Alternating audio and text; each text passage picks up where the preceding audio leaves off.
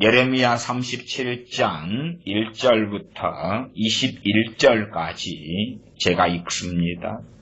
요시야의 아들 시드기야가 여호야김의 아들 고니야를 대신하여 왕이 되었으니 이는 바벨론 왕 느부갓네살이 그로 유다 땅의 왕을 삼음이었더라.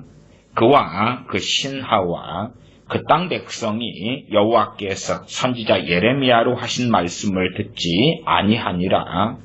시드기야 왕이 셀레마의 아들 여후갈과 마세야의 아들 제스장 스바냐를 선지자 예레미야에게 보내어 청하되 너는 우리를 위하여 우리 하나님 여호와께 기도하라 하였으니 때에 예레미야가 갇히지 아니하였으므로 백성 가운데 출입하는 중이었더라.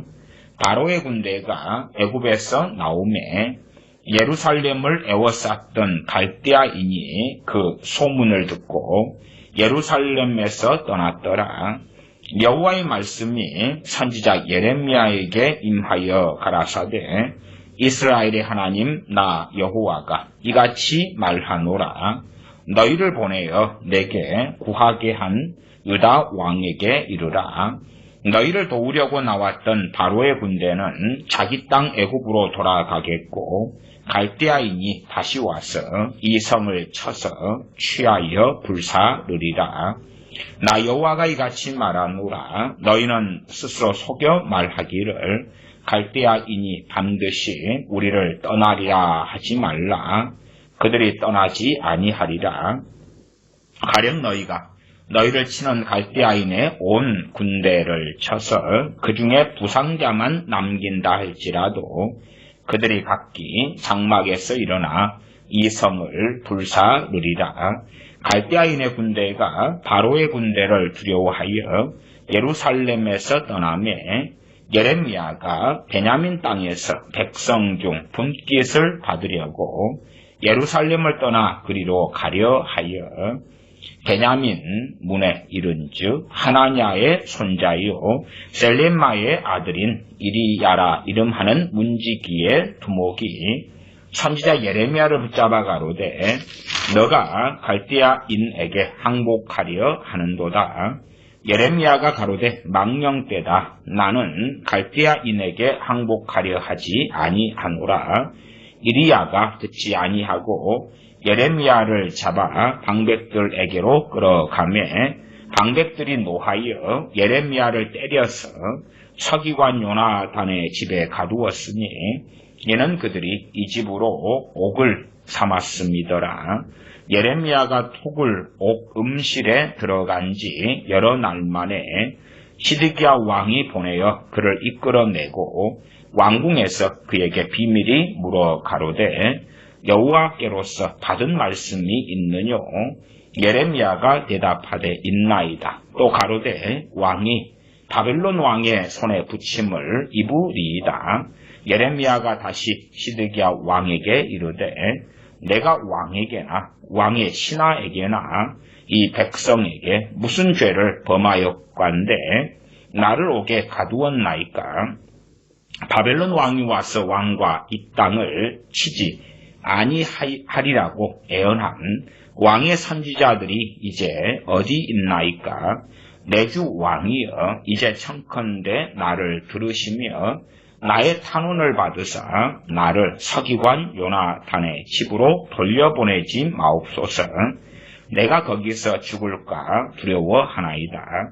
이에 시드기야 왕이 명하여 예레미야를 시위대 뜰에 두고 떡 만드는 자의 거리에서 매일 떡 한 덩이씩 그에게 주게 하며 성중에 떡이 다할 때까지 이르니라. 예레미야가 시위대 뜰에 머무니라. 아멘. 예레미야 37장에서는 예레미야 선지자가 누명을 쓰고 이제 옥에 갇히는 그런 내용과 유다의 마지막 왕 시드기야가 선지자 예레미야를 불러서 은밀하게 비밀이 하나님의 말씀을 여쭙는 내용도 나와 있습니다. 그러한 내용은 그 다음 38장에서도 이어집니다. 시드기야 왕은 귀가 때로 얇았다, 일컬어지고 사람을 두려워했다, 그런 왕으로 일컬어지고 예레미야 37장, 38장 등의 말씀을 쭉 이어볼 때에 그러한 충분한 내용들이 나와 있습니다. 구체적인 것은 이제 본문 속에서와 예레미야 38장, 39장 이어지는 말씀 속에서 살펴보겠습니다. 예레미야서 37장 1절부터 봅니다. 요시야의 아들 시드기야가 여호야김의 아들 고니야를 대신하여 왕이 되었으니 이는 바벨론 왕 느부갓네살이 그로 유다 땅의 왕을 삼음이었더라. 요시야 왕이 8살 때에 왕이 되어서 31년 통치하고 39에 죽지요. 그 요시야 왕 다음에 그의 아들 여호아스가 왕이 됩니다. 그리고 이제 그 이후에 여호야김, 그 이후에 여호야긴, 그리고 시드기야. 이 시드기야 왕도 요시야 왕의 아들이 되지요. 요시야 왕의 셋째 아들이 됩니다. 그리고 여호아스에게는 형이 되고요. 여호아스가 요시야 왕 다음에 석 달간 왕 노릇했는데 그가 넷째인가 그럽니다. 그리고 여호야김에게는 이복 동생이 됩니다. 여호야김, 여호야긴 그 아들, 그 다음에 여호야긴의 삼촌이지요. 동안 요시야 왕의 셋째 아들인 시드기야가 왕이 됩니다. 이때에 시드기야 왕의 나이가 21살, 그 다음에 11년간 통치하고 그리고 그는 눈이 뽑혀서 결박당해서 끌려갑니다. 지금 상황은 몇 년 정도 되는 상황이냐 그러면은 남유다의 멸망이 연도상 굳이 연연할 필요는 없으십니다. 그러나 또 그런 것을 또 많이 생각하시는 분들이 계시기 때문에 BC 586년에 멸망하고요. 예루살렘의 포위가 BC 588년에 시작됩니다. 588년. 그리고 이제 본격적으로 말하자면은 첫째는 바벨론 군대가 와가지고 갈대아인의 군대, 바벨론 군대가 와서 에워싸고 포위를 먼저 시작합니다. 시작하는데 이제 애국 군대가 출동합니다. 이집트 군대죠. 출동합니다. 출동한 다음에 바벨론 군대가 물러갑니다. 그리고 애국 군대는 다시 돌아가고 바벨론 군대가 와서 다시 포위합니다. 그때가 날로는 588년 10월 10일이 됩니다. 제가 전에 실수로 9월 10일이라고 말한 것도 같은데요. 한 달 차이지만 10월 10일이 됩니다. 그러니까 성경이 명시되어 있습니다. 10월 10일부터 1년 반은 아니어도 1년 반 가까운 시간 동안 포위되고 칼과 기근과 연병에 죽고 전세계 흩어지며 포로가 되는 등의 비참한 일이 벌어집니다. 그래서 그때에 588년 10월 10일 전에 그때 다시 바벨론 군대가 와서 다시 예루살렘 성을 포위합니다. 그 전에 이제 먼저 와서 포위해가지고 예루살렘을 공격하려 할 때에 그때 애국 군대가 출동하고 물러서고 그러한 과정 속에서 시드기야 왕이 예레미야 선지자에게 우리를 위하여 기도해달라. 나아가서 하나님의 말씀을 묻는 내용들이 이 예레미야 37장에 나와 있습니다. 실제로 시드기야 왕이 11년 통치했지요. 그래서 이때가 9년째입니다. 이 9년째에 실상 시드기야 왕은 애국 왕에게서 특별한 약속을 받습니다. 그때 당시에가 이제 새로운 애국 왕이 일어났을 때고 새로운 그 애국 왕이 군사의 원군을 약속합니다. 말하자면 바벨론이 침공에 올 때 우리가 군사를 보내서 너희와 함께 하겠다. 그러니까 시드기야가 훨씬 담대한 마음을 가졌던 것입니다. 나아가서 시드기야의 신하들이 시드기야 왕 통치한 지 한 3년째 이때부터 소위 애굽파들이, 애굽을 중요시 여기며 친애굽파들이 득세하고 권세를 잡습니다. 우리 한민족의 조상들의 국가로서 조선이 있다 그러면 조선에도 왕의 힘이 강했을 때, 약했을 때, 노론, 소론, 무슨 당파, 무슨 파, 또 친중 세력, 어디 세력들 다 다양했던 것처럼 나아가 신하들의 힘이 강했을 때에 왕의 힘은 약화됐었지요. 그래서 고관 대작들 가운데서 친애굽 세력이 정권을 거의 장악했을 때가 시드기야 왕이 통치한 지 한 3년 이때부터. 그래서 어찌어찌 해서 사람을 두려워하며 귀가 얍실한 시드기야 왕이 신하들과 함께해서 이 바벨론 동맹 같은 것도 만들기 시작합니다. 그리고 시간이 흘러가서 이제 어느 때에 바벨론에 대하여 반란을 일으킨다 그 말입니다. 시드기야 왕은 37장 1절 하반에 보시면 바벨론 왕 느부갓네살의 그로 유다 땅의 왕을 삼음이었더라. 그렇기 때문에 괘씸죄는 훨씬 더 크지요. 왜? 시드기야 왕 느부갓네살이 왕으로 세운 사람인데 바벨론에 반역을 했기 때문에 그렇습니다. 핑계는 많이 있겠지요. 많이 있겠지. 37장 2절입니다. 그와 그 신하와 그 땅 백성이 여호와께서 선지자 예레미야로 하신 말씀을 듣지 아니하니라. 하나님의 심판은 항상 점진적 이어왔습니다. 점진적 이어왔습니다. 여호야김 왕 때에 하나님께서 선지자 예레미야 등을 통하여 말씀하셨고 또 선지자 우리야를 통해서도 말씀하신 내용도 있습니다. 그렇게 선지자들을 통해서 말씀하셨고 그들이 불순종하고 거역하고 완고하고 완악했을 때에 하나님의 심판이 떨어졌습니다. 그리고 또다시 선지자는 말씀을 증거하고 불순종할 때 또다시 하나님의 심판이 떨어지고 또한 그러면서 그 하나님의 진노와 노화뿐이 점점점 쌓여가고 점진적인 심판과 진노가 나타나면서도 점점점 쌓여가고 그런 측면들이 함께 공존합니다. 그런 의미에서는 언제든지 100%는 아니지만 하나님 앞에서 돌이킬 기회들이 있어 왔다 하는 것은 우리가 성경을 통해 확인할 수가 있겠습니다.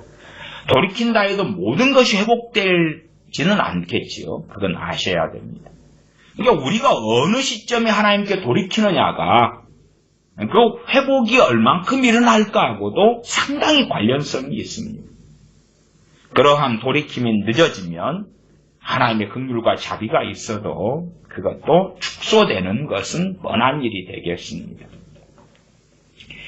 37장 2절에 그와 그 신하와 그는 시드기야 왕이지요. 그 땅 백성이 여호와께서 선지자 예레미야로 하신 말씀을 듣지 아니하니라.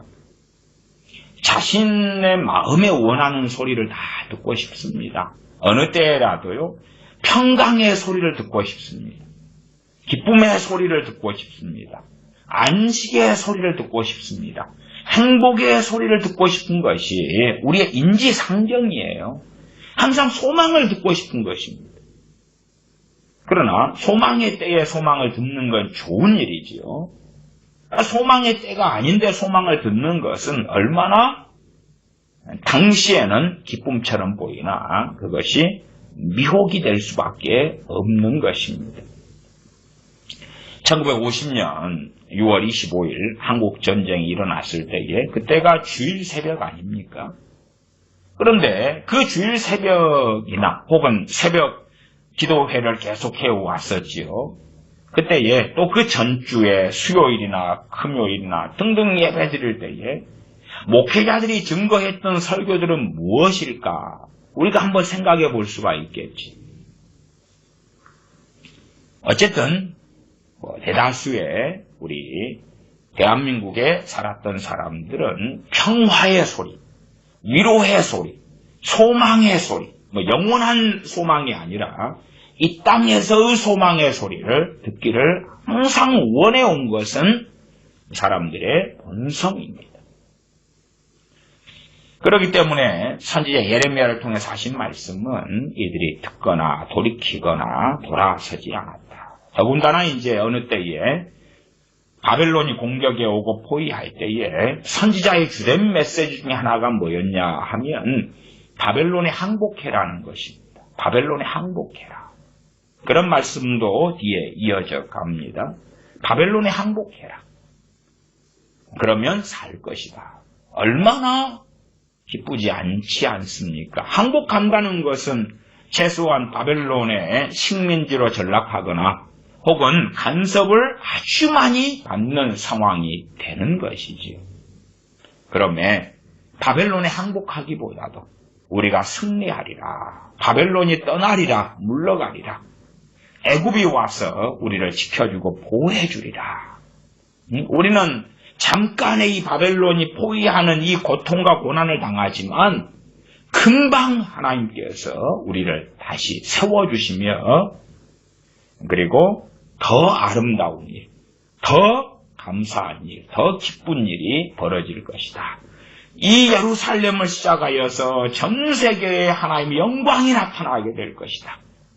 신사대로 한다면 대부흥의 약속 같은 것이겠지요. 그런 걸 우리는 듣고 싶어 합니다. 지금 코로나 바이러스가 창궐했을 때도 희망적인 것, 좋은 이야기, 기쁜 이야기, 소망의 이야기를 듣고 싶어하는 우리처럼 당시에 시드기야 왕이나 그 백성들도 마찬가지이기 때문에 참으로 하나님께서 말씀하시는 하나님의 말씀에 대하여 그 말씀이 그들에게는 극히 부정적이었고 극히 좋지 않은 이야기였기 때문에 그들은 예레미야로 하신 하나님의 말씀을 듣지 아니했다. 라고 37장 2절에 말씀합니다. 3절 시드기야 왕이 셀레마의 아들 여후갈과 마세야의 아들 제스장 스바냐를 선지자 예레미야에게 보내어 청하되 너는 우리를 위하여 우리 하나님 여호와께 기도하라 하였으니 이제 느부갓네살이 왕 삼은 것은 시드기야의 37장 1절은 11년 전 이야기고 그 다음에 이제 11년 전 이야기는 아니죠. 그때 597년 이야기고 지금 이때는 588년 이야기입니다. 588년. 이게 9년 뒤가 되겠죠. 그렇게 지금 37장 3절에서 건너오게 되는 것입니다. 시드기야 왕이 사람들 보내가지고 선지자 예레미야에게 청하되 너는 우리를 위하여 우리 하나님 여호와께 기도하라. 왜 기도하라 그러냐 그러면 바벨론 왕의 군대가 와서 예루살렘을 포위했기 때문에 그렇습니다. 그러니 기도해달라고 요청합니다. 그전에는 멸시하고 천대하고 무시하고 핍박하고 죽이려 하고 그러다가 이제는 기도해달라고 요구하죠. 기도해달라고. 왜? 평안을 애원했던 많은 선지자들은 이제는 입을 다물었든지 어디 도망갔든지 죽었든지 바벨론 왕의 군대가 쳐들어오지 않을 것이다 외쳤는데 쳐들어와서 포위를 해버렸으니까 그들의 평안을 애원했던 애원들이 틀렸잖아요. 그러니까 예레미야 선지자가 맞은 것이 되죠. 그래서 기도해달라고 그럽니다. 그러나 이들이 돌이키지는 않습니다. 기도해달라는 이야기 전에 기도해달라는 요구를 할 수 있더라도 먼저 그들에게 선결되는 것은 무엇입니까? 하나님 앞에서 각자가 엎드리고 회개해야 되는 것이죠. 그러나 기도해달라는 이야기는 나는 무죄다 하는 것이 많이 깔려있는 것입니다. 나는 큰 잘못 없어. 요즘에 이 중보 기도에 대하여 제가 오랫동안 문제점을 제기해 왔습니다. 우리가 남을 위한 기도 도구를 하는 것은 좋고 옳은 이야기다 그 말이에요. 그런데 중보기도란 명목 속에서 많은 사람들이 기도를 부탁합니다. 우리나라 대한민국으로 한다면 목회자를 위한 기도, 교인들은 얼마나 많이 목회자를 위해 기도합니까?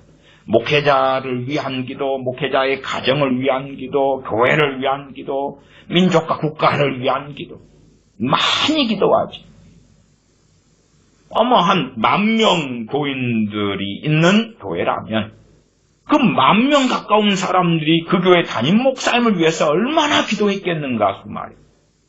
그렇게 기도를 많이 받은 그런 목회자들이 성령 충만하며 깨어있으며 하나님과 동행합니까? 아시는 분은 아시지만 우리나라 대한민국에 아주 큰 많은 교회 목회자들이 종북주의와 좌익 사상을 가진 이들이 많습니다. 교인들이 아주 대형 초대형 교회 목회자들이고 원로 목사들이고 우리나라 대한민국 교회가 아주 부흥했을 때의 목사들인데 좌익 사상을 가지고 있다. 아는 사람들만 아는 이야기입니다. 그런데 그 사람들을 위하여 교인들은 누구보다도 더 많이 소위 중보기도 했다 그 말이지. 그런데 결과가 그렇게 좋지 않았지. 무슨 말입니까? 그 사람의 돌이킴이 기본인데 기도만 많이 해준다고 되는가? 예레미야 선지자가 유다를 위하여 유다 왕 시드기야를 위하여 그 백성과 방백을 위하여 기도만 하면 되는가? 의인이기 때문에? 그렇지 않지요. 어떤 사람이 사업이 어려워지니까 목사님 사업을 위하여 기도해 주십시오. 아니 할 수 있죠. 당연히 해야 되지. 해야 되는데 그 위하여 하는 도구가 그 사람과 맞아야 되는. 맞으려면 그 사람이 하나님 앞에 겸비하고 엎드리고 하는 그 사람 그게 필요하고 그 다음에 이제 함께 신앙생활하는 교우 또 우리 같은 이들이 그를 위하여 하는 기도가 그때의 효력이 있다고 말이에요. 그러지 어떤 사람이 악하고 완악하게 제멋대로 살아가며 하나님께 반역하는데 그리고 돌이키려 하지 않는데 나를 위해 기도해 주세요. 그래서 내가 잘 풀리고 잘 되면 믿어줄 수 있어요. 아니면 지금 신앙생활하고 예수님 나도 믿는데 아직은 나는 세상 걸 더 즐기고 더 신나게 살아갈 거예요. 그러나 나를 위해 기도해 주세요. 그래서 어느 때에 내가 즐기고 놀 거 다 가지고 놀고 소유한 다음에 환갑 넘어서나 다시 신앙생활 시작하고 돌아갈게요. 그러나 나는 여전히 예수님은 믿고 있어요. 하나님은 여전히 믿고 있어요. 그런 사람들도 있습니다. 요시야 왕이나 또한 방백들이나 이런 사람들 예레미야 선지자의 기도를 요청하죠. 특별히 시드기야 왕이 기도를 요청하죠. 그러나 하나님께 돌이키느냐? 아니다 그 말이에요. 아니에요. 지금의 많은 사람의 그런 기도 요청과 어찌 그리 비슷한지 몰라요. 겉만 보면은 선지자 예레미야에게 우리를 위하여 너는 우리를 위하여 우리 하나님 여호와께 기도하라. 우리 시드기야 왕을 포함한 방백들 예루살렘 남유다를 다 지칭하지요. 우리를 위하여 기도하라. 우리는 하나님의 백성이고 선민이고 언약 자손이고 율법을 가지고 있고 여호와의 이름을 가지고 있으며 여호와의 집인 성전이 있는 우리를 위하여 기도하라. 얼마나 아름답게 보입니까? 그래서 때때로 그러한 괜찮은 기도 요청도 있고 주님 앞에 살아가는 그 수고와 애쓰는 사람들의 기도 요청. 그러면 기쁘죠. 감사해요. 왜? 형제 사랑이니까 서로 기도를 주고받는 도구를 할 수 있다는 것은. 그러나 어떨 때는 그렇지 않은 것도 있어. 자신은 주님 앞에 돌이키지 않고 나는 산다고 살았어요. 괜찮게 살았어요. 그런데 그냥 예기치 못하는 일이 터진 것뿐이네요. 그런 사람도 있어요. 성령님께서 오시면 장래일을 알리시리라 말씀해요. 우리 개인적인 거잖아요. 다 1:1 개인적인 것이. 우리가 장래일을 다 안다는 게 아니라 성령님과 함께 동행하며 성령 인도하심을 알아서 살아가니까 다 알지는 못하는데 신호가 오는 거예요. 띠띠띠띠띠띠 저 경계선을 넘으면 안 돼. 띠띠띠띠띠띠 이걸 하면 안 될 것 같아. 그렇게 감동이 오고 감화가 올 때가 많지요. 그러나 성령님을 소멸하고 자기 정욕으로 육신으로 자기 뜻과 자기 고집으로 달려갈 때에 사건, 사고, 문제들이 많이 터지죠. 그러면서도 그냥 자연 발생적인 어려움이에요. 자연 발생적인 질병이에요. 나를 위해 기도해 주세요. 그러나 그 사람 뱃속에는 내 책임은 없어요. 그냥 모든 사람이 당하는 예기치 않은 고난과 어려움을 당하는 것뿐이에요. 그러는 거예요. 실상 그런 경우에 그들을 위한 기도에 성령님께서는 역사하시지 않는 것을 저는 오랫동안 경험해 왔습니다. 그래서 기도해준다 하는 약속도 목회자인 저 자신 같은 경우도 그렇게 입에 발린 말들은 거의 하지 않습니다. 그래서 기도해주겠다 그러면은 되도록이면 그 약속을 지키죠. 기도해주겠다 말할 때는 사실은 저는 그때부터 기도합니다. 왜 나중 되면 까먹으니까. 그때부터 일단은 기도해주겠다는 말을 하는 순간부터 기도를 시작해요. 예, 기도할게요 그러놓고 이제 생활하고 살다 보면은 한 달 뒤 돼서 아차차 그러면 하나님 앞에 내가 잘못되잖아요. 그래서 시드기야 왕이 사람들 보내어서 너는 우리를 위하여 우리 하나님 여호와께 기도하라. 겉으로 볼 때 신령하게 보이는 것입니다. 바벨론이 이제 588년에 포위하고 말았습니다. 기도하라 그러지요. 4절 때에 예레미야가 갇히지 아니하였으므로 백성 가운데 출입하는 중이었더라. 5절 바로의 군대가 애굽에서 나오매 예루살렘을 에워쌌던 갈대아인이 그 소문을 듣고 예루살렘에서 떠났더라.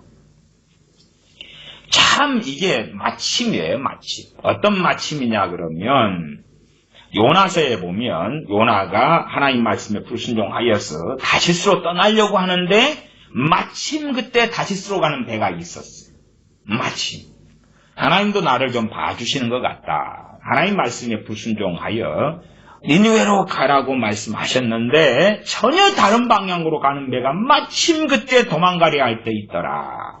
마침. 그런 것처럼 선지자 에레미야 기도 요청했는데 그리고 이제 조금 지나니까 누가 출동하냐 그러면 바로의 군대가 애굽에서 출동을 했다 그 말이에요. 저 바로는 이집트 애굽의 왕을 바로라 그럽니다. 그 바로가 약속한 대로 바벨론 군대가 오면은 우리가 출동하여서 함께하여 싸워주겠다. 그 약속을 지키는구나. 와, 좋아. 그러니까 어떤 면에서 시드기야가 경험하는 것은 하나님의 응답보다 애굽 군대를 의지하는 것, 애굽과의 동맹 속에 들어가는 것. 그래서 실제로 이제 예루살렘 함락되고 유다가 멸망한 다음에도 많은 사람들이 애굽을 의존하고 애굽으로 도망갑니다. 심지어 예레미야 선지자까지도 결박해서 잡아가지고 애굽으로 가면 너희는 멸망할 거야. 너희는 죽을 거야. 하나님의 말씀을 증거하셔도 애굽을 의지하는 마음이 너무 강렬하기 때문에 예루살렘 멸망 뒤에 피한 사람들이 애굽으로 도망가는 것입니다. 애굽으로 가지 말고 여기에 남아라. 바벨론 왕 느부갓네살이 너희를 용서해 줄 것이고 살려줄 것이고 평안히 너희가 살 수 있을 것이다. 해도 그렇게 말한 예레미야 선지자까지도 끌고 애굽으로 가는 것입니다. 애굽파들이 득세한 다음에 시드기야 왕 한 3년부터 득세하고 애굽을 의지하는 마음이 강렬한 것입니다. 강렬해요. 그러면 애굽 군대가 출동했다. 그리고 이 바벨론 갈대아인의 군대가 물러가지요. 애굽 군대가 출동했으니까. 심지어 다시 반복되는 것이 5절 그 다음에 11절로 건너가면 갈대아인의 군대가 바로의 군대를 두려워하여 예루살렘에서 떠나매 두려워해서 떠났다고 나오잖아요. 두려워해서. 이 예루살렘을 함락하지 않았는데 바로의 군대, 애굽의 군대가 왔으면 양면 공격을 당할 거 아닙니까? 앞뒤로 그냥. 그래서 일단은 예루살렘에서 물러나야 되지요. 그래야지 예루살렘의 공격을 피하고 그 다음 바로 군대하고 싸우든지 아니면 너무 강할 것 같으면 물러가든지 하는 결정을 하는 거겠지요. 그래서 예루살렘을 에워쌌어요. 그때 588년에. 에워쌌다가 애굽에서 바로의 군대가 나오니까 5절 하반에 그 소문을 듣고 예루살렘에서 떠났다. 이게 얼마나 좋습니까? 얼마나 좋아. 야, 애굽이 우리를 지켜주는구나. 하나님이 아니라 애굽이 우리를 살려주는구나. 역시 동맹국 애굽이야. 그리고 이런 사건이 벌어질 때에 친애굽 세력, 방백들, 신하들 가운데 친애굽 세력은 힘과 탄력을 받습니다. 그래서 기득권이 더 강해지고 권세가 더 강해지죠. 6절 여호와의 말씀이 선지자 예레미야에게 임하여 가라사대. 7절 이스라엘의 하나님 나 여호와가 이같이 말하노라. 너희를 보내어 내게 구하게 한 유다 왕에게 이르라. 이제 하나님의 말씀이 임한다 그 말이에요. 하나님의 말씀이 임하여 너희를 도우려고 나왔던 바로의 군대는 자기 땅 애굽으로 돌아가겠고 갈대아인이 다시 와서 이 성을 쳐서 취하여 불사르리라. 하나님 말씀이 내려서 그래서 시드기야 왕에게 전달하게 하는 것입니다. 너희가 애굽을 지금 의지하잖아. 그러면서 하나님께 기도해 달라고 입에 발린 소리를 하지. 왜? 결국은 옳았던 사람은 예레미야 선지자 하나였기 때문에 그렇지. 나머지는 평안을 애언하고 하나님의 복을 애언하고 하나님의 함께 하심을 애언하고 더 좋은 시대가 오는 것, 심지어 전화유복이 되어져서 더 아름다운 시대가 될 것이고 하나님의 영광이 나타날 것이고 그런 아름답고 화려한 예언을 하는 자들은 이제 입을 다물 수밖에 없었고 예레미야 선지자 하나만 옳았거든요. 물론 그 앞에 우리야 선지자 같은 경우는 잡아 죽였지요. 여호야 김왕이 잡아 죽인 일도 있습니다. 그렇기 때문에 예레미야 선지자의 기도해 달라고. 하지만 사실은 뱃속에 의지하는 것은 애굽 군대 또한 바로 왕이었다 하는 사실이지요. 하나님께서 어떻게 심령을 감찰하지 않으시겠습니까? 어떤 면에서 하나님께 회개도 안 하면서 애굽도 의지하고 그리고 혹시 모르니까 저 이제 예언이 맞은 그리고 이제 선지자로 인정할 수밖에 없게끔 되는 상태 속에서 선지자 예레미야에게 하나님께 기도해달라고. 하나님께 기도해달라고. 대한민국에 좋지 않은 상황들 가운데 그런 사람도 있지 않습니까? 의인 10명만 있으면 돼. 의인 10명이 하나님께 기도하면 대한민국은 평안해지고 안전해지고 괜찮아질 거야. 아니, 다른 사람들이 돌이키는 것은 소위 1000만의 기독교인이 혹은 몇십만의 목회자들이 하나님 앞에 돌이키는 것은 20만, 30만 이러는 신학교 나온 사람들 포함해서 하나님 앞에 돌이키는 것은 어디가 있고 그냥 의인 몇 명만 기도하면 된다? 그러한 사고방식과 유사한 사람이 이 시드기야 왕이라고 제가 말씀드린 것입니다. 그래서 너희를 보내어 내게 구하게 한 유다 왕에게 이르라. 너희를 도우려고 나왔던 바로의 군대는 자기 땅 애굽으로 돌아간다. 돌아가겠고 갈대아인이 다시 와서 이 성을 쳐서 취하여 불사르리라.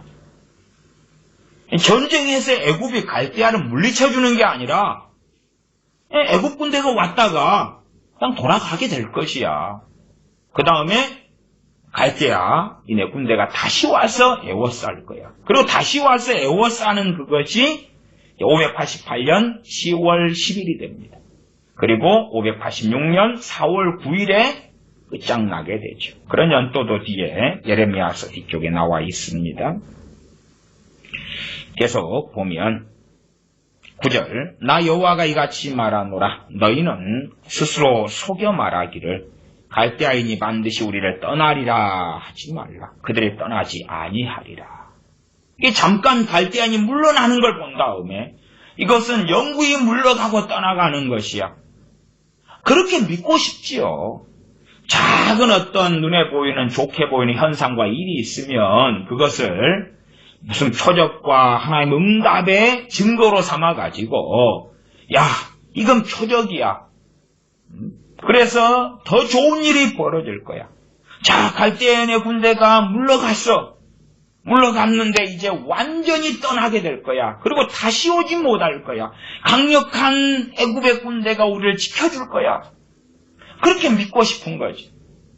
그래서 갈대아인의 군대, 바벨론 왕의 군대가 물러갔을 때에 그들은 이렇게 마음먹고 생각했습니다. 뱃속에 있는 그러한 마음이 갈대아인이 반드시 9절 중간에 우리를 떠나리라. 그걸 하지 말아라. 그들이 떠나지 아니하리라. 왜? 하나님께서 갈대아인의 군대가 떠나지 않게 해주신다고 해주시고 오히려 하나님께서 야 갈대아인의 군대가 애굽왕 바로의 군대에 의하여 떠나게 되는데 떠나는 속도가 너무 늦기 때문에 전능하신 하나님께서 내가 등을 더 빨리 떠밀어 가지고 그래서 5km로 떠나는데 10km, 20km, 30km의 속력으로 떠나게 내가 해버릴게. 그런 게 아니라 애굽왕 바로의 군대가 와서 갈대아인의 군대를 쫓아내려는데 못 쫓아내게 할 것이야.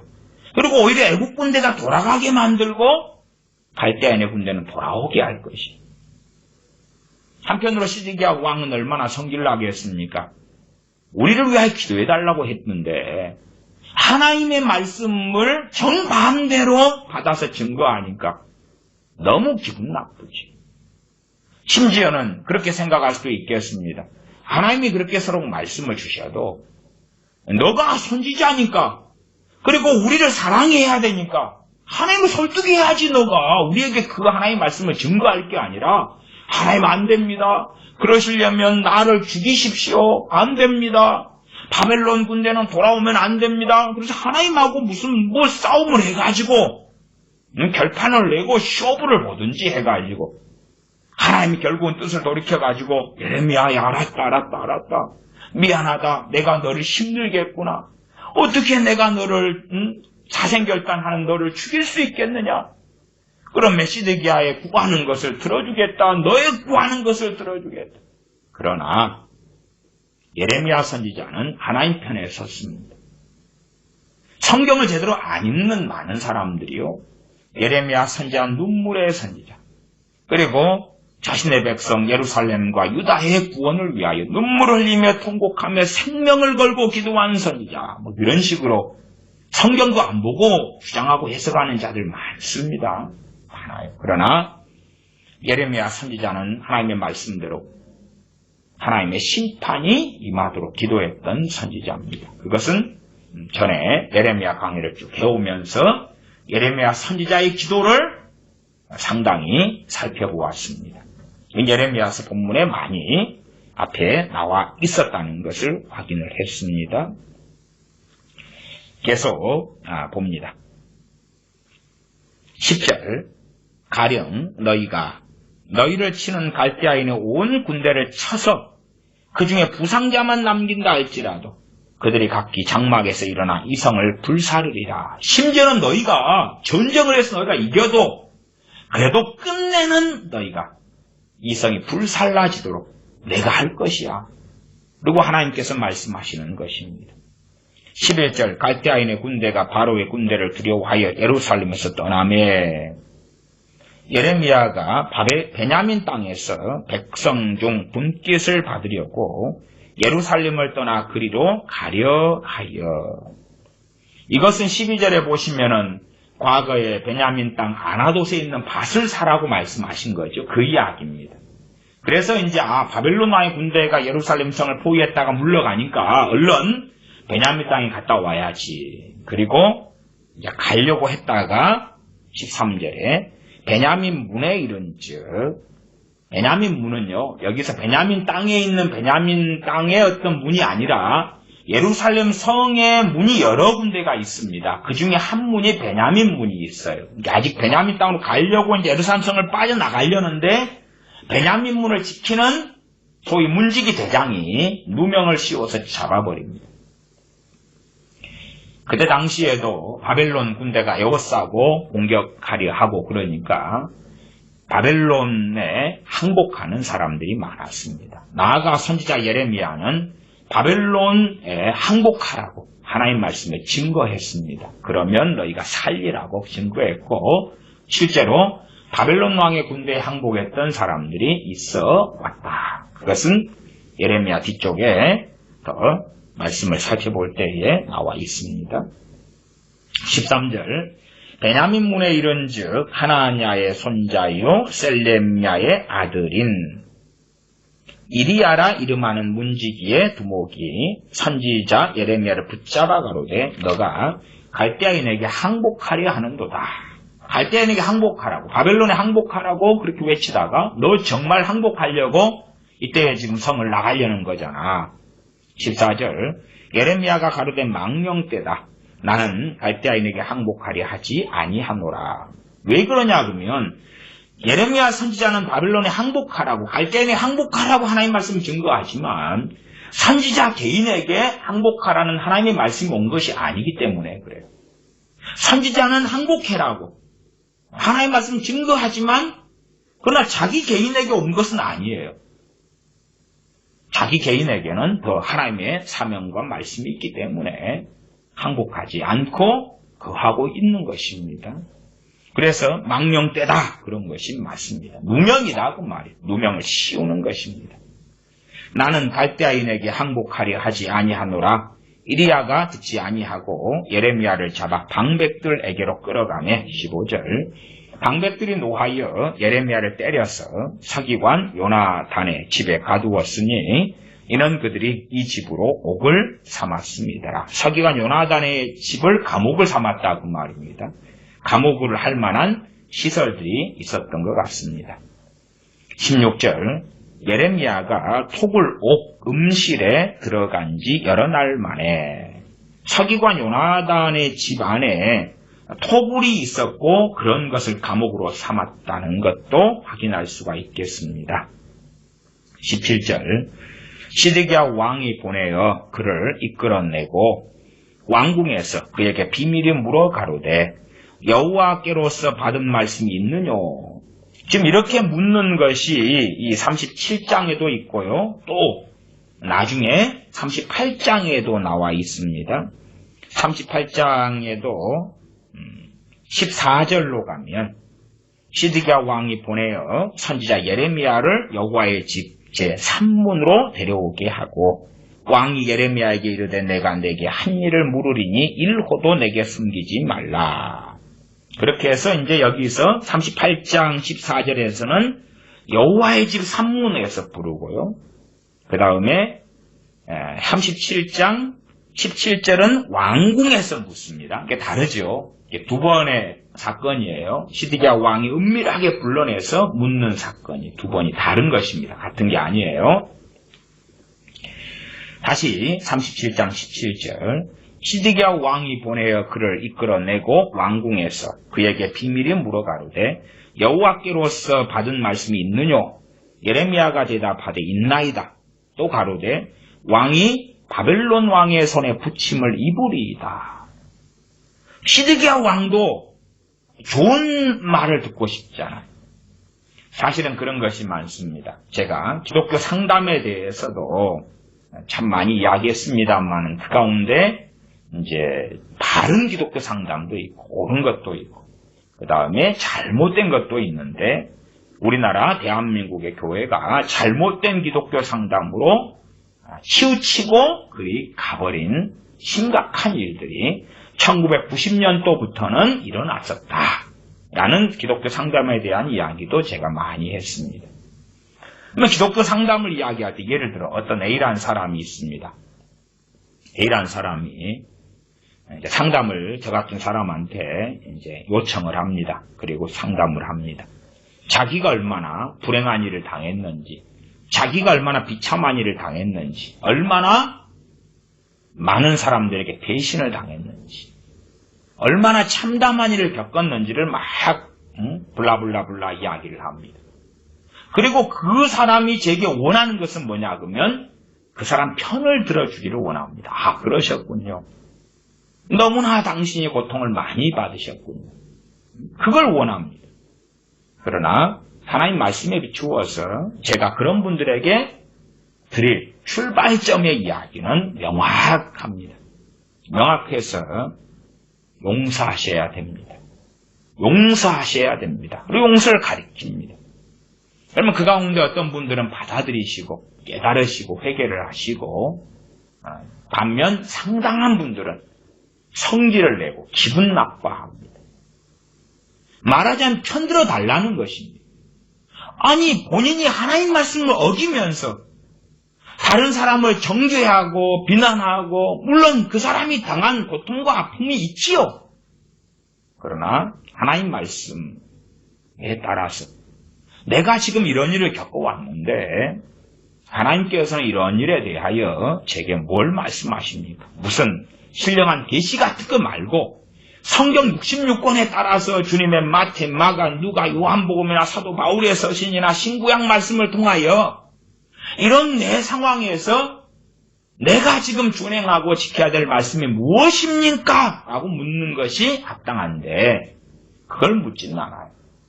물론 신령한 무슨 이상한 계시를 원하는 사람도 많습니다. 나는 이런 삶을 살아서 지금 비참한데 내 장래에 대한 아름다운 예언을 해주시오. 내 장래에 복된 축복을 베풀어 주시오. 그런 경우도 잘못된 것이지요. 말도 안 됩니다. 시드기야 왕도 예레미야 선지자를 불러가지고 은밀하게 묻고, 그래서 하나님의 내게 여호와께로서 받은 말씀이 있느냐, 자기를 포함해서 유다나 방백과 다 합쳐서 그러고 기본적으로 자기 개인을 중심으로 한 거겠지요. 시드기야 왕이 결국은 나중에 도망가다가 잡히지 않습니까? 도망가가지고 어디에서 잡히냐 그러면 39장 5절에 보면, 5절에 도망을 갑니다. 4절 5절 39장에 5절에 갈대아인의 군대가 그들을 따라 여리고 평원에서 시드기야에게 미쳐 그를 잡아서 데리고 하마 땅 림나에 있는 바벨론 왕 느부갓네살에게로 올라가며 왕이 그를 심문하였더라. 여리고 평원까지 도망가요. 거기서 잡히지요. 자기 목숨이 중요한 사람이다 그 말. 물론 누가 우리 목숨이 중요하지 않겠습니까? 근데 시드기야가 그래서 기대하는 바가 있을 거예요. 선지자에게 의지하고 있고 기도해달라 그러고 있고 은밀히 불러서 하니까 사람들이 원하는 인지상정은 무엇입니까? 선지자 예레미야 등이 자기 편 들어주는 것입니다. 자기 편. 자기를 위로하고 격려하고 축복하고 자기 편 들어주는 것이겠지. 그러나 예레미야 선지자 하나님 말씀을 그대로 증거합니다. 또 가로되 17절 하반에 왕이 바벨론 왕의 손에 부침을 입으리이다. 진정한 하나님의 사람은 하나님의 말씀을 전할 수밖에 없습니다. 사람의 귀, 사람의 마음에 즐겁게 하는 이야기, 귀를 즐겁게 하는 이야기가 그 때에 하나님께로부터는 그 때에 맞는 말씀이라면 몰라도 그렇지 않다면 그럴 수 없는 것입니다. 예레미야 선지자가 이제 구덩이에 빠졌을 때에 황관이, 그것도 구스인 황관이 예레미야 선지자를 살려줍니다. 왕에게 청하고 살려주는데 그렇게 할 때도 목숨을 걸었어야 했다고 저는 믿습니다. 한번 봐볼까요? 조금 그 부분을 보겠습니다. 그 부분 38장이 있으니까요. 38장 7절에 보시면 왕궁 환관 구스인 에벨멜렉이 그들의 예레미야를 구덩이에 던져 넣었음을 들으니라. 때에 왕이 베냐민 문에 앉았더니, 이렇게 베냐민 문도 나왔지요? 예루살렘 성 가운데 있는 문 중에 하나입니다. 주로 그런 문들에서 재판하고 판결하고 그런 것을 많이 했지요. 왕궁 환관 구스인 에벳멜렉이 이제 왕에게 나아가서, 그래서 9절에 내 주 왕이여, 저 사람들이 선지자 예레미야에게 행한 모든 일은 악하니이다. 지금 권력을 잡은 방백들이 한 일인데 악하다고 황당해 하잖아요. 그러면서 성중에 떡이 떨어졌거늘 그들이 그를 구덩이에 던져 넣었으니 그가 거기서 줄여 죽으리이다. 그리고 이제 왕에게 부탁해서 사람들 30명을 데리고 가서 선지자를 살려내는 이야기가 나와 있습니다. 구스 환관 에벳멜렉에게 하나님께서 복을 주십니다. 약속을 주십니다. 그러니까 이 에벳멜렉에게는 하나님께 주시는 평강의 메시지가 있었던 것이지요. 39장 15절로 가보겠습니다. 39장 15절. 예레미야가 시위대 뜰에 갇혔을 때에 여호와의 말씀이 그에게 임하니라 가라사대 너는 가서 구스인 에벳멜렉에게 말하기를 만군의 여호와 이스라엘의 하나님의 말씀에 내가 이 성에 재앙을 내리고 복을 내리지 아니하리라 한 나의 말이 그날에 내 목전에 이루리라.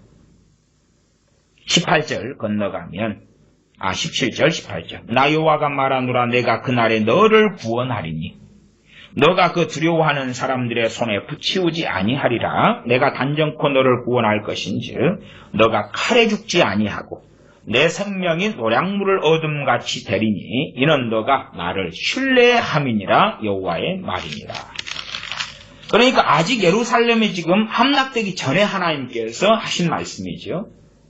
그러한 비극적인 일이 일어났을 때에 너가 나를 신뢰하기 때문에 생명을 노량물을 얻는 것처럼 내 생명을 내가 지키고 보호하고 구원하겠다는 하나님의 말씀이 선지자 예레미야를 통하여 주어집니다. 사람이 다른 거다 그 말이에요. 누구에게나 다 하나님의 평강의 메시지와 약속이 아니다 그 말이에요. 하나님을 신뢰하는 사람인가, 하나님을 경외하는 사람인가, 하나님을 사랑하는 사람인가, 하나님께 복종하는 사람인가, 아니면 하나님과 별 상관없이 종교인으로 정욕적으로 자기 뜻대로 자기 욕망대로 살아가다가 비극과 비참한 일을 당해가지고 오 하나님 살려 좀 주십시오. 그러면 잘 믿어드릴게요. 사실은 그런 사람들에게는 별 하나님의 평강의 구원의 은혜는 상관이 없습니다. 많은 사람들이 심지어 우리 크리스찬 기독교인으로 살아가다가 그러나 뱃속 안에는 하나님을 경외함도 없고 자신의 이기적인 욕망을 쫓아 자기 영광을 위하여 살아가다가 참담한 일을 당하여 기도하는 포즈도 취하고 때로 금식도 하고 기도 부탁도 하고 하나님 앞에 의지하는 모습도 보이지만 그러나 진실한 회개와 돌아섬은 없는 사람들이 많고 그러나 그럼에도 자기의 속에 깊이 빠졌어. 또한 자기가 알량하게 기도하는 뭔가 하는 것을 하나님께서 크게 받으셔야 된다고 생각하는 가운데 하나님의 구원의 약속, 평강의 약속, 회복의 약속이 있기를 바라는 사람들이 많다 그 말이에요. 그러나 그러한 왕의 환관 구스인 에벳멜렉이나 아니면 서기관 바룩이나 그런 사람에게는 그런 약속이 주어졌습니다. 그러나 시드기야 왕 같은 경우는 그렇지 않다. 37장 18절로 돌아갑니다. 37장 18절 예레미야가 다시 시드기야 왕에게 이르되 내가 왕에게나 왕의 신하에게나 이 백성에게 무슨 죄를 범하였건대 나를 옥에 가두었나이까? 내가 무슨 죄를 지었습니까? 이게 이들 입장에서는 죽을 죄를 지었다고 생각해 왔다 그 말이에요. 왜? 바벨론을 싫어하는데 바벨론한테 항복하라 그러고, 바벨론 군대가 공격하는데 바벨론 군대를 하나님이 물리쳐 줄 것이다 하는 소리를 듣고 싶은데, 바벨론 군대에게 항복하지 않으면 너희가 그들에게 칼과 기근과 연병과 재앙에 죽을 뿐만 아니라 그들에게 죽임당하고 포로로 끌려가고 열방에 흩어지고, 그런 메시지를 준 거 아니까 실제적으로 자기들에게 피해 끼친 것이 없는데, 그러나 예레미야 선지자는 증오의 대상이 되는 거죠. 미움의 대상이 되는 것입니다. 반갑게 환영할 대상이 되지 않는 것이죠. 제가 목사님들과 함께, 제가 목사님들이 모여서 이제 노회 모임 같은데 목회자들이 돌아가면서 설교합니다. 그러면 이제 제 차례가 되어서 설교를 할 때 되면, 그러면 그래도 제 경험상에는 어떠한 예배들보다도 목회자들 앞에 두고 설교할 때에 성령의 역사하심이 아주 강했습니다. 성령의 역사하심이 강하면 제 개인적으로는 사실은 좀 별로 그렇게, 죄송한 이야기입니다만은 그 위기의식을 느끼기 때문에 별로 그렇게 좀 좋아하지 않습니다. 그냥 일반 성도님들을 모시는 가운데 말씀과 치유 집회를 또 오래 했기 때문에 그때 성령 역사 강하면 괜찮은데, 그때는 괜찮아요. 치유가 많이 일어나고 귀신이 많이 쫓겨나가고 회개가 많이 터지고 성령 충만도 많이 받으시겠구나, 말씀도 굉장히 강력하게 성령 역사하시겠구나, 그렇게 평신도들 함께 제가 집회하는 가운데 그럴 때는 너무 기쁘고 좋아요. 그러나 이제 제 경험상 목회자들을 대상으로 설교를 하는데 성령 역사 강하면, 아이고, 십자가를 지는 건 아니지만 이건 고난이 있겠구나, 그걸 경험을 해왔기 때문에 그때 되면 아이고 그냥 성령 역사가 목회자들 대상으로 설교할 때는 조금만 있어야 되는데, 아이고 성령 역사 강하게 역사하네. 그럼 말씀 메시지가 얼마나 강하게 나올까? 그러면 목회자들 가운데 일부는 회개하고, 그보다 더 많은 숫자는 저를 미워하고 증오하고, 그렇게 될 텐데, 참, 또 성령님께서 강하게 역사하시잖아. 그때 되면 이 메시지와 말씀을 주시는 걸 안전할 수는 없는 거예요. 전해야 되는데 이제 그 후유증이 심한 것입니다. 목회자들의 저주를 받고 미움을 받고 이간질을 당하고 그런 일은 흔하게 벌어지기 때문에 또 목회자들 대상으로는 제가 그래서 이제 나중에는 목사님이 설교를 해 주십시오. 아니요. 저는 안 하겠습니다. 저는 안 하겠습니다. 안 하면 책임이 없잖아요. 안 하겠습니다. 안 하겠습니다. 왜? 설교를 하면 성령님이 강하게 역사하시면 오히려 많은 이들이 죄를 짓게 되거든요. 달갑지 않습니다. 안 하겠습니다. 교인들 대상으로 내가 집회를 하고 부흥 집회도 하고 말씀과 치유 집회도 하고 하지만 목회자들 대상으로는 저는 삼가하려 합니다. 특별히 성령님께서 너 해야 돼! 그렇게 하면 이제 어쩔 수 없이 해야 되죠. 그러기 전에는 자유의지가 있으니까 해야 된다! 그럴 때는 이제 할 수밖에 없지만은 많은 경우는 그렇게 안 하시거든요. 그러니까 그 전에 제가 저는 안 하려합니다. 왜? 목사님들이 듣고 싶은 이야기가 뭐냐 그러면 왜 당신들이 하나님 말씀을 바르게 증거하지 않습니까? 왜 소경된 인도자가 되어서 교인들을 구렁텅이에 빠뜨립니까? 그런 걸 듣고 싶은 게 아니라 영광의 면류관이 예비되었습니다. 당신들이 비록 작은 목회를 하든지 어쩌든지 간에 정말 하나님을 기쁘시게 하고 있습니다. 여러분을 하나님께 기쁘게 받으신 줄 믿습니다. 여러분의 나아가는 길에 하나님의 영광이 있을 것입니다. 여러분은 얼마나 헌신되게 하나님을 섬겨왔습니까? 여러분의 기도, 눈물, 수고, 애통을 하나님은 다 받아주셨습니다. 그렇기 때문에 여러분의 교회가 부흥될 것이고 여러분의 기도가 응답될 것이고 여러분의 자녀가 복을 받게 될 줄로 믿습니다. 뭐 이런 메시지를 듣고 싶어 한다 그 말이에요. 그런데 그들에게 귀를 즐겁게 하는 메시지가 아닐 때에, 그때에 소위 손해를 끼치는 건 하나도 없는데, 그들에게 해를 끼친 게 하나도 없는데 미움을 받지요. 그래서 예레미야 선지자가 이야기하는 것입니다. 뭐라고 다시 반복해서 보면은 18절이죠. 예레미야가 다시 시드기야 왕에게 이르되 내가 왕에게나 왕의 신하에게나 이 백성에게 무슨 죄를 범하였건데 나를 옥에 가두었나이까. 이제 어느 정도는 예레미야 선지자가 옳았다는 것이 지금 증명되고 있는데, 어느 정도는 완벽하게 다 예루살렘이 함락되고 멸망당하고 죽임당하고 칼과 기근 연병에 다 죽어나가고 그렇게 해서 완전히 성취되기 전이지만, 그러나 이제 상당히 많은 부분이 이루어졌어요. 그러나 그럼에도 돌이키기보다도 귀를 즐겁게 하는 메시지를 듣고 싶은 것입니다. 예레미야 선지자는 내가 무슨 죄를 범하였건데 나를 옥에 가두었습니다. 19절 바벨론 왕이 와서 왕과 이 땅을 치지 아니하리라고 애언한 왕의 선지자들이 이제 어디 있나이까?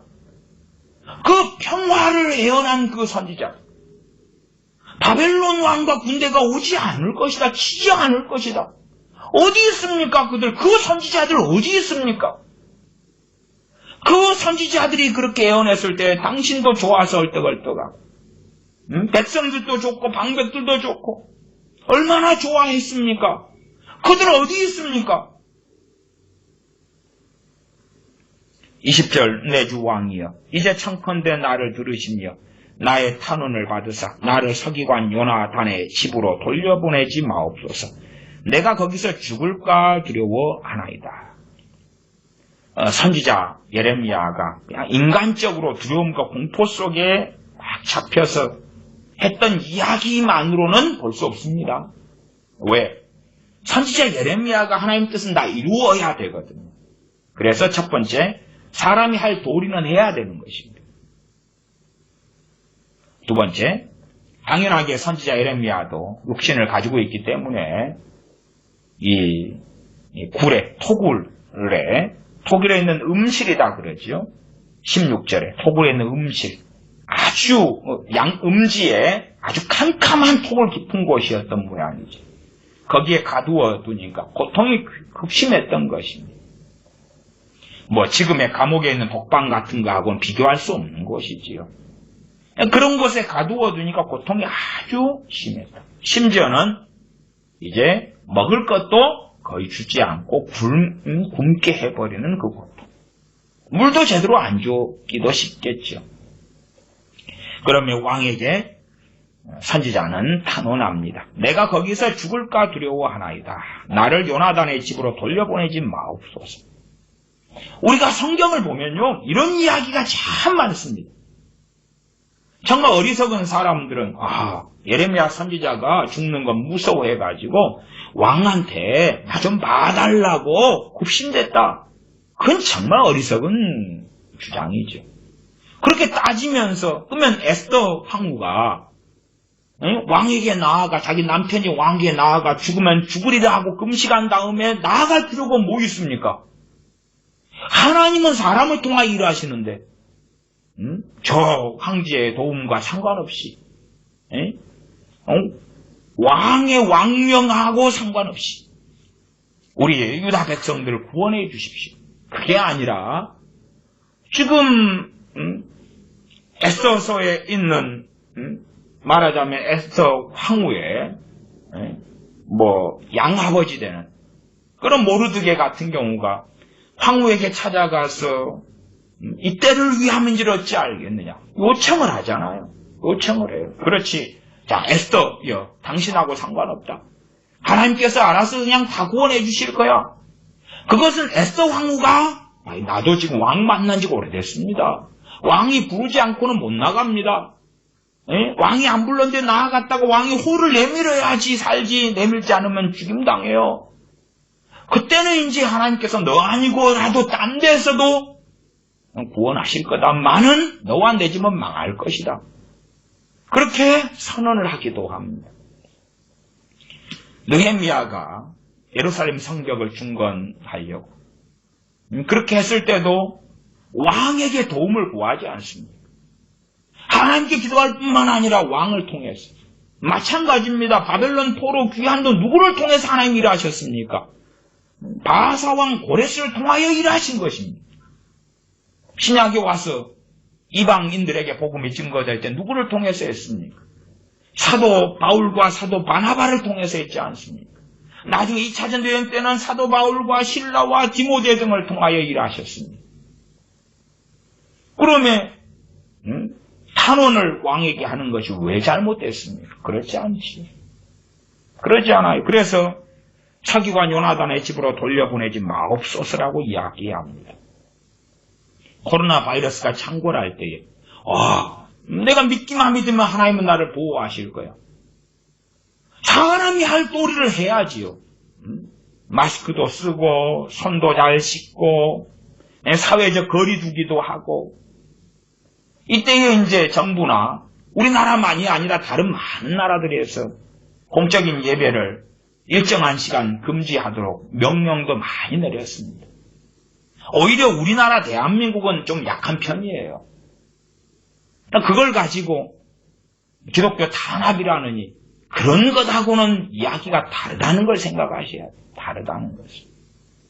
덕을 세우고 형제사랑, 이웃사랑이라고 제가 한 달 전에도 여러 차례 말씀드렸어요. 그게 아니다고. 그런 관점으로 볼 문제가 아니다고. 그런 어리석은 사람들은 오프라인으로 예배드리는 것이 온라인으로 예배드리면 하나님을 부인하는 것이며 배교하는 것이며 이런 식의 주장을 하면서 하나님이 보호하실 걸 왜 못 믿느냐 이런 사람들도 있어요. 저는 상당히 맹신적 맹목적이다. 범사에 때가 있고 기한이 있는 것입니다.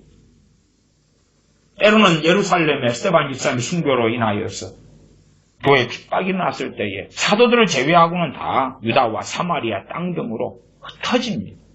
범사에 때가 있고 기한이 있는 것입니다. 교회 핍박이 일어났는데도 불구하고 죽일 테면 죽여라 순교하겠다.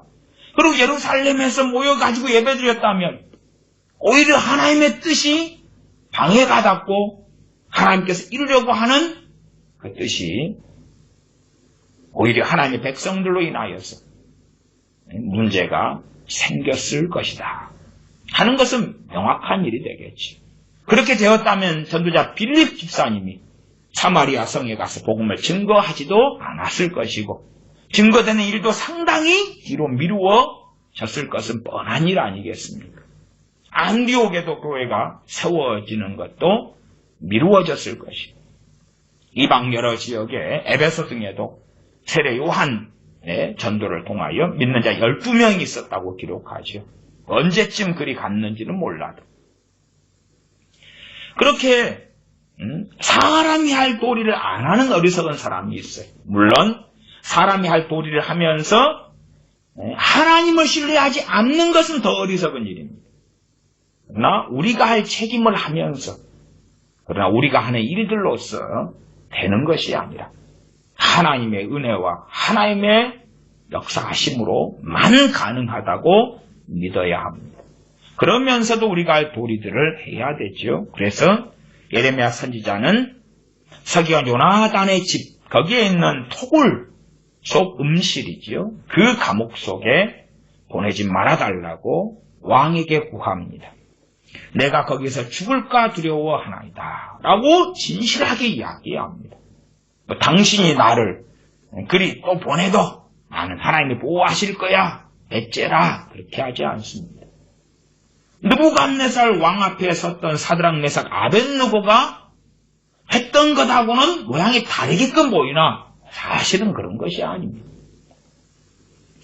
21절 이에 시드기야 왕이 명하여 예레미야를 시위대 뜰에 두고 떡 만드는 자의 거리에서 매일 떡 한 덩이씩 그에게 주게 하며 빵 한 덩이씩입니다. 하루에 빵 한 덩이씩 먹은 거예요. 성중의 떡이 다할 때까지 이르니라. 예레미야가 시위대 뜰에 머무니라. 얼마나 선지자가 하루에 빵 한 덩이 먹고 그 빵 한 덩이가 뭐 아주 식빵 덩어리처럼 큰 덩어리 아니겠지요. 그런 한 덩어리를 하루에 먹고 그렇게 말면서 그러면서 그것도 성중에 떡이 다 떨어질 때까지 그렇게 해서 한 덩어리씩 먹었다. 시위대뜰에 머무니라. 시위대뜰도 한편으로는 이제 감옥과 유사하지만 좀 다르다 그 말이에요. 뜰에 이제 격리죠, 격리. 그 정도 선에서.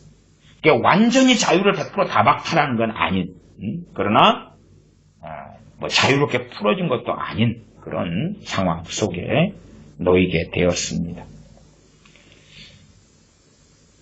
예레미야서 37장을 통하여 우리가 생각해 볼 여러 점들이 있었다는 것을 우리가 발견할 것입니다. 시드기야 왕이 일방적으로 하나님의 편에, 하나님께서 자신의 편이 또한 자기 민족 국가의 편에 서주시기를 원하셨는지 몰라도, 그러나 진실로 시드기야 왕은 하나님께 돌아서지 않았습니다. 돌아서지 않은 가운데 이제 어쩔 수 없어가지고 선제 예레미야에게 기도 좀 해달라. 그리고 하나님의 뜻이 무엇이냐? 순종하려고 물은 게 아니다 그 말이에요. 그때에 하나님께로부터 좋은 말씀이 아니었고 17절 하반에 왕이 바벨론 왕의 손에 부침을 입으리이다 말씀했던 것입니다. 하나님의 백성은 하나님의 말씀에 순전해야 됩니다. 전하는 것도 믿는 것도 순전해야 됩니다. 사람 사랑의 함정에 빠져서 사람들이 듣기 좋아하는 이야기, 듣기 좋아하는 설탕 탄 복음, 듣기 좋아하는 것을 증거하는 것이 아닙니다. 심지어 어리석게 재산을 다 잃어버린 사람들에게 복음을 전한답시고 당신 예수님만 믿으면 그 모든 재산이 다 돌아옵니다.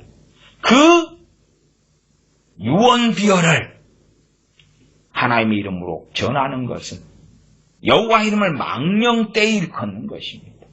그런 식의 가짜 복음들이 얼마나 성행합니까? 남자다면 남자의 잘못으로 가정이 다 깨지고 무너졌는데, 그런데 그 남자에게 복음을 전하면서 당신 예수님만 믿으면 당신의 가정이 회복될 거라. 그런 거짓말은 어떻게 증거하냐 그 말이에요. 그것이 복음이라고 증거하는 것입니까? 하나님을 조롱하는 것이지. 기도하겠습니다. 아버지 하나님, 우리가 쉽게 어리석은 자가 되어져서 자신의 삶을 의롭게 어떻게 만들고 포장하려고, 그래서 하나님 앞에서 내 귀와 내 마음을 즐겁게 하는 이야기를 들으려고 애를 씁니다. 그러나 하나님께서 우리를 긍휼히 여기실 때에 우리의 애통하는 심령, 가난한 심령, 또한 주님께서 산상수훈 팔복에서 말씀하셨던 것처럼 의에 줄이고 굶주린 그러한 사람, 하나님 앞에서 화평케 하는 사람, 또한 진리를 따라 살아가는 사람, 그러한 사람의 기도와 간구의 귀를 기울이시며 우리가 어떠한 사람이 되어서 일확천금적인 원함이 아니라 한 걸음 한 걸음 하나님을 경외하는 가운데 살다가 비록 그렇게 살았을지라도 가난 속에 굶주림 속에 있을 수도 있다는 것을 알고, 그러나 영원한 본향을 향하여 이 나그네 인생을 하나님을 기쁘시게 하기 위하여 걷다가 하나님 앞에 서는 우리가 되도록 우리들에게 은혜를 베풀어 주시옵소서. 우리 주 예수님의 이름으로 기도하옵나이다. 아멘.